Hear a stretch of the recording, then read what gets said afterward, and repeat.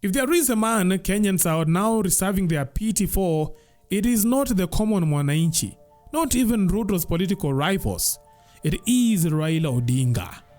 Murkomen says shoot to kill. Raila comes and tells us he apologized to him in private.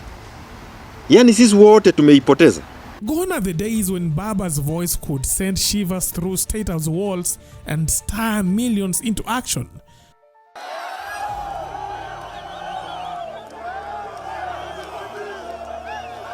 The days when he would sneeze and the country would break out in pneumonia. Servers have not been opened. When we went to the Supreme Court, his statements were political earthquakes, felt from the sun-baked streets of Kisumu to the polished offices in Nairobi. Form 34C iko kwa portal. Hii saba wanasema kuuliza ifunguliwe ni saba gani? But today, each time Raila speaks, the country barely flinches. In fact, more often than not, his words are met with laughter, outrage, or sometimes spiced with a healthy dose of venom from the very people who once crowned him the people's president. Raila Odinga siwezi kuita hata baba. Wewe ni Raila Odinga, wewe ni baba. Wewe watoto wako kuite baba. Na mimi nataka nikuambie kitu moja. Kwa wewe unafuta Engelezi hii Kenya na wewe unaharibu hii Kenya. Alafu tena wewe 2027 utakuja hapa na unataka kusimama. Na ndio utakuja hapa viboko. The most recent example is his statement condemning President Ruto's chilling orders to police to shoot at protesters. In protest or any law enforcement situation, shoot to kill, maim, or shock orders are wrong. As a nation, we must uphold the rule of law and avoid giving police deadly powers over citizens, even when they are accused of breaking the law, Raila thundered. The Raila of old would have delivered these words and instantly set off a national reckoning. Kenyans would have filled the streets in solidarity, lauding him as the defender of democracy. But not in 2025. This time, Kenyans weren't clapping. They were instead yearning for his blood on social media. Raila Odinga, as long as tunakurespect, as long as Wakenya wanakuheshimu, a good dancer knows when to leave the stage. Na nimekuwa nikitengeneza video na watu walikuwa wananitukana. Raila Odinga, nilikuambia tafuta mjaluo fulani, atma mtu yoyote kutoka Luo Nyanza, umuanoint, umuachie uongozi. Kwa sababu uwezi kufa kwa uongozi. Watu walikuwa wananitukana mara kedeo. So unaona? Now this isn't Baba's first public flogging in recent months. Just days ago, during the Saba Saba protests, he urged for dialogue to quell anti-government unrest. I propose an inclusive, intergenerational, national conclave to hear our people across all divides and come up with an irreducible reforms and changes necessary to take the country forward. The backlash was brutal. To many, Raila now sounds like a man from another era, a relic of the handshake politics and backroom negotiations that young Kenyans have grown to distrust. No, this issue of intergenerational, what is it? You are calling it what? Intergenerational? Gen Zs are leading it. Why are you forcing yourself into it? Exit. Among his loudest critics is his former ally, Jeremiah Kioni, who went as far as branding Raila a political conman.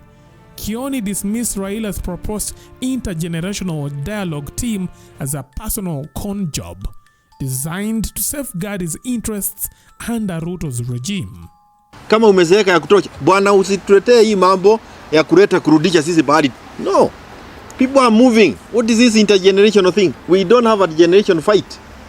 Gen Z came to speak on behalf of all of us. So it's really, and I hope those who are writing papers, kwa sababu sasa najua marafiki wengine wako, wajua wako pale wakijaribu kuandika very good intellectual papers to come and convince us. You create chaos in the country and then make it look like it is only if we sit together that we can get the country going forward. And I say, why am I saying we create chaos? Look at what happened on the eve of 25th of June this year. On 25th of June this year, and what happened on Sabasaba and also on the eve of Sabasaba. So what happened? How did Raila Odinga, once Kenya's political North Star, become one of the most criticized figures in the land? The answer lies in his proximity to power.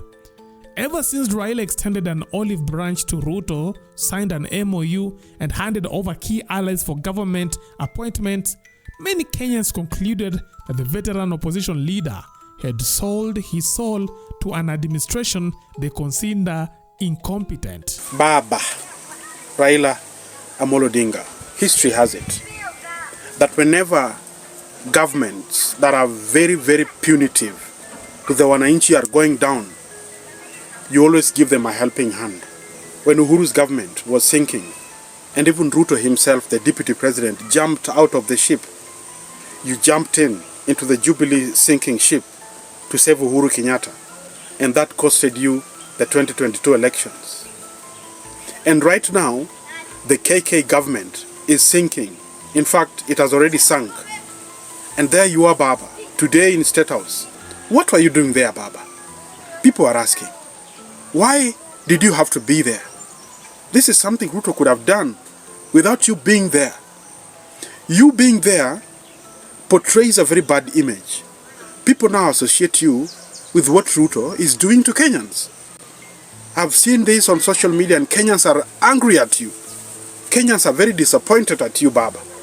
If there was the best time for you to finish Ruto completely, it was this time. For you to come up with a slogan to make sure that this government goes down or goes home. It was this moment, Baba. And let's be fair, Raila isn't wrong to call for dialogue. He comes from a political generation where national conversations meant something, where a president might actually listen, make concessions, and steer the country towards stability. But this is 2025, under President Ruto's administration, and Ruto is neither Moi nor Uhuru Kenyatta, or even Kibaki. Unlike his predecessors, who despite their shortcomings were careful to project a sense of empathy, Ruto leads with a different style. The Kenya Raila is trying to appeal to has shifted, and so have its leaders. Today's political class is less inclined to listen. Even President Ruto has openly acknowledged that many Kenyans perceive him as lacking the empathy that defined those who came before him.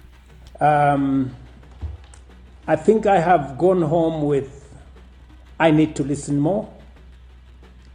I need more empathy. And my administration needs more empathy. And I have heard you say loudly, more action. For instance, after last year's Gen Z-led protest, Ruto promised reforms, dissolved his cabinet in dramatic fashion, then quietly reappointed nearly the same faces once the heat subsided. And now, as fresh protests erupt, Raila is still calling for dialogue. To Raila, dialogue remains the default tool for resolving crisis. But dialogue, his critics argue, only works with leaders who are willing to listen. This time loud, the NADICO was to create the broad-based government. Raundi hii, it is now to give life to the broad-based government. Ni kuipatia maisha. How can we finish the 2 years left? That is a question Raila and William are asking themselves. And the con game that they have come up with is now a conclave. In Ruto's Kenya, they say dialogue is a trap, a way to diffuse public anger without delivering real change. I call upon Kenyans to reject anything that causes us to sit together,